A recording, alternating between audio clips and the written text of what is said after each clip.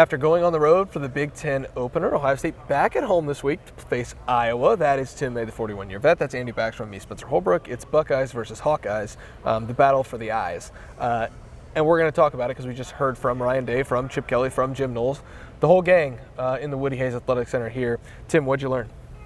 Man, I love the line that Jim Knowles said about Caleb Downs. He's been activated. I mean, I'm just, paraphrasing that a little bit. He used the word activated. Caleb Downs, kind of like a Mission Impossible or the Bourne Identity or something. He's gotten the call. We're going to use you in different ways. We're going to bust up stuff with just your subterfuge. And we all saw it on display from the first play on Saturday night against Michigan State. And we raved about it then, and we had the right to, yes. They were playing him a little bit differently because he is one of the outstanding players in the nation, maybe the best safety. Lathan Ransom would give him an argument about that. But ladies and gentlemen, Caleb Downs has been activated. What'd you learn, Durs? You can't out-scheme Phil Parker. And I think that was a big takeaway. Ryan Day talked about it, and then Chip Kelly talked about it. They're going to try to simplify things for this Ohio State offense and let the players play. This is an Iowa defense that historically just makes you earn everything. And I think with the offense a little bit on the Iowa side, with Caleb Johnson in that run game, they also make the defense earn it too. Yeah. Because they bruise on you and they turn a 3-yard run into a 5-yard run, and then second you're on a second and short, and then you're on a third and short. So I think this game is going to come down to the speed of the Ohio State offense and not necessarily the play calling and trying to be the schematic wizard that we know that Chip Kelly can be. It's letting Ohio State's players use the talent they have and win this game. Yeah, I thought that was interesting too. This seems like Ohio State's well aware that this is not your older brother's Iowa team, that they beat 54-10 in 2022. The one with the inept offense that was throwing it directly to the chest of Tanner McAllister and Tommy Eichenberg. Like, this is a team that is pretty damn good, especially defensively, but they're getting better offensively. Caleb Johnson, Heisman Trophy contending running back, feels like a real bring your own hard hat game. Pack a lunch pail, bring your hard hat. You're going into the coal mine, buddy. And you better come out, victorious. So I just think that it's interesting the way that they're talking about this game. It is not a typical, home matchup against a lesser than Big Ten team. They are really, really ratcheting up for this, and they think that this is going to be a real battle. And I like the tone that was set in there, and I think that's my big takeaway is just, maybe that's a lazy take because there's a lot we did learn, but I just think the number one thing is the tone that Ryan Day is setting, the way Chip Kelly is talking about this defense, this Iowa defense, and the way that they're going to attack it, and then the way Jim Knowles was talking about, taking ownership for everything, not pinning it on the players, talking about the progress they're making, still need to be a lot better, which I'm sure you're going to get into here in just a little bit, but the tone they're setting is that they know this is going to be a big-time, challenge for them on Saturday. Bottom line is Kirk Ferentz has been there since 1999. His modus operandi has really not changed a whole lot. Even now it hasn't changed that greatly from the standpoint of he wants to control things at the line of scrimmage the best he can because that's where everything emanates, and he wants to get to the fourth quarter with a chance to win the game. Yep. And it's classic. I don't call it old time. It's just classic football. I mean, Jim Tressel was that kind of coach. When you were better than another team in a greater sense, you did have some blowouts, but mainly the idea was to get to the fourth quarter either with the lead or a chance to win. That has not changed even with the new offensive coordinator at Iowa. It's still what sets Iowa apart is that pragmatic approach, but also the fact they can throw two. I didn't get a chance to ask Jim Knowles a question, but I was going to ask him about this. They get a chance to have two, sometimes three tight ends on the field at the same time. Ohio State fans remember greatly, whatever the year was, I get them mixed up, whether it was 17 or 18. 17, when basically Iowa beat Ohio State by throwing to the tight end almost every other play. And they have that capability again in this offense, but they also have a really, really good, maybe great running back in Caleb Jones. So that's the conundrum for the Ohio State defense is it's going to be a physical battle, and then you might have a big guy just slip right around you and try to make a big play as a tight end, and you've got a running back, boy, you give him that much and he takes a mile. So it's really, this is about as physical as you can get from the initial challenge for this defense. Yeah, Jim Knowles, I think is really, really interesting. Jim Knowles talked about how they need to play more press man. Sonny Styles is progressing, and he's pretty pleased with his ability to learn all of these positions and how he's transitioning in the linebacker room. I know there's been some hiccups along the way, but I think, if you truth serum to Ohio State, they probably expected some of those. And so you're kind of getting the sense from Jim Knowles that he likes where Sonny Styles is, despite some of those struggles the last 2 weeks. But then also, I brought up a stat that Ohio State leads the nation in. Another reporter brought up a stat that Ohio State leads the nation in. Jim Knowles called it rat poison, and then was asked if he would ever be satisfied with his defense. I thought it was really interesting to get some insight from him on where he stands on how he's feeling about this defense, and how they've started pretty slow the last 2 weeks. He said exactly that, and he put it all on himself. Yeah, he wants 0 points allowed, fewer than 100 yards allowed, 2 defensive touchdowns, and 4 turnovers forced. That's obviously the highest of standards, and they got pretty close to that against Western Michigan, aside from the turnovers forced. But yeah. Look, he has high expectations for this defense. He's someone who's never satisfied, and I think the last couple of weeks, like you said, they came out slow. They adjusted, but they want to be better at the start. He put that on himself. He says that he needs to be better. With regards to Sonny Styles, he was asked about Sonny's development, and he called it a process that's accelerated, like his transition from safety to linebacker. He also said, whether it's Sonny or a different kind of defensive player, if they're out of place or they're off on a play, he said, that's on me. Like, I need to coach it better. I need to train them better.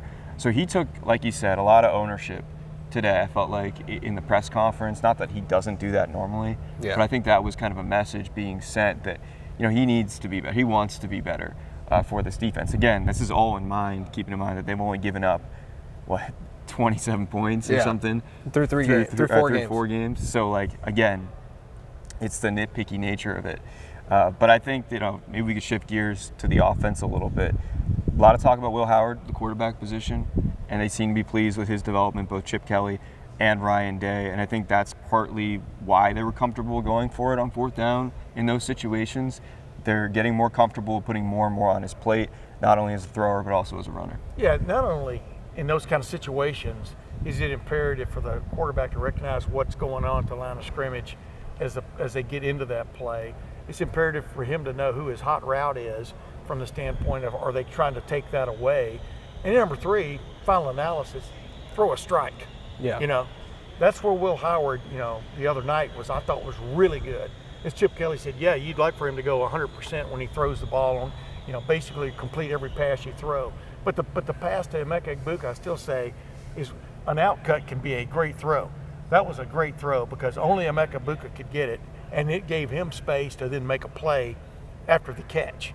And it was this, like I said, it's as simple a pass and throws you're ever going to run. Me and my buddy Mike Lawrence used to run that into the ground against any comers, in the pickup football games way back in the 60s and 70s in Lufkin, Texas. It still works at the highest levels. Especially when you've got a great guy on the other end catching it, which Mike Lawrence was. So you were playing quarterback? Yeah, I was always extremely accurate. Couldn't throw the ball 45 yards, but I was extremely accurate. That has nothing to do with it. Okay. The point is the quarterback recognizing, getting them into the right play, and then throwing a strike, which a lot of quarterbacks, even at this level, don't always hit all 3 of those notes. Will Howard is right now, and I think that's why this Ohio State offense is clicking.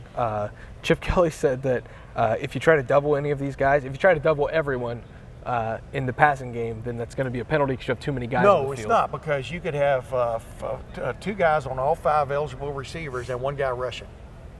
Well, there you have it. Chip Kelly was completely wrong. Tim May, totally exonerated. I did the math immediately as soon as he said it. I go, not unless you got extra guys on the field. All right, so I did ask Ryan Day almost the first thing that he was asked about the right guard spot. They still like the rotation. I personally think that they would be better served to pick one, stick with one. I think Austin Saravel's playing really, really good football right now, but I don't get paid a lot of money to do this. Ryan Day does. So they're going to continue to rotate these right guards, and they really like what they have in both these guys. They said they graded out similarly, which I'm a little surprised by, not because I thought Tegra Shabula was bad, but that was a pretty big holding penalty that he did get whistled for. Austin Saravel hasn't had a penalty. So I wonder how effective it's going to be against Iowa. If it is, then I'll be proven, I guess, wrong. I don't think I'm saying that it's not going to work. I'm just intrigued that the fact that they're going to keep doing this with just a week until you go to Eugene. It's going to be a big week of evaluation because Iowa's pretty stout on Yes. that defensive line, especially Correct. the interior. So we're going to learn a lot about Tegra Shabola and Austin Sarafel. Maybe they're waiting for this data point. Maybe they want that in the course of this evaluation. Like you said, Ryan Day said they graded out pretty similarly. So if one's not that far ahead of the other, I mean, what do you really base that off of? You don't want to pick blindly. So again, Tegra Shabola has been the starter. He started every game so far.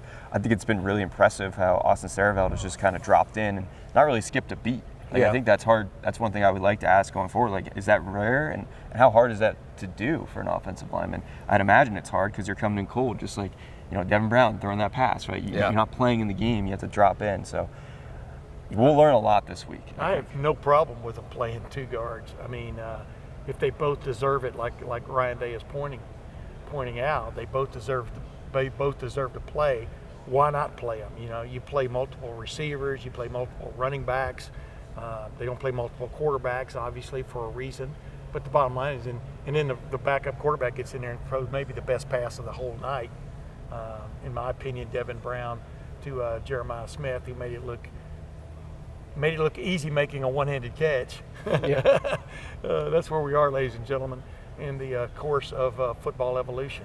But the bottom line is, I have no problem with them playing, having a guy who feels competent and confident when he goes into the game at guard, when in fact you may need that later on down the road. And like I pointed out on Saturday night, sometimes those holding calls are quite arbitrary. And just because you haven't been caught holding doesn't mean you won't be caught. It's kind of like at Indianapolis Motor Speedway, there's two kinds of drivers, ones who've hit the wall and ones who are going to hit the wall.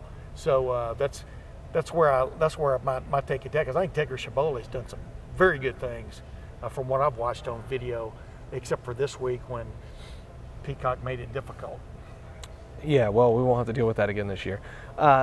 What Ohio State has to deal with on Saturday night is Iowa. Saturday afternoon, I guess, is Iowa, 3:30 on CBS. Lettermen Row will be in the building for that. For now, we're just going to go get to work providing all that coverage that we bring to lettermenrow.com. Go over to lettermenrow.com, get your membership right now. Go do it right now. Click the little thumbs up below this video, like the video below, and that helps us out a lot. Subscribe to the YouTube channel, and then go over to lettermenrow.com. Come hang out in the Letterman Lounge message board. Tim May's content is at Lettermen Row. Andy Backstrom's and mine, Spencer Holbrook. Thanks for watching. Thanks for listening. We're going to get out of here. We'll be back Wednesday night for more coverage of the Buckeyes, and then we'll be in the Horseshoe on Saturday for Ohio State and Iowa.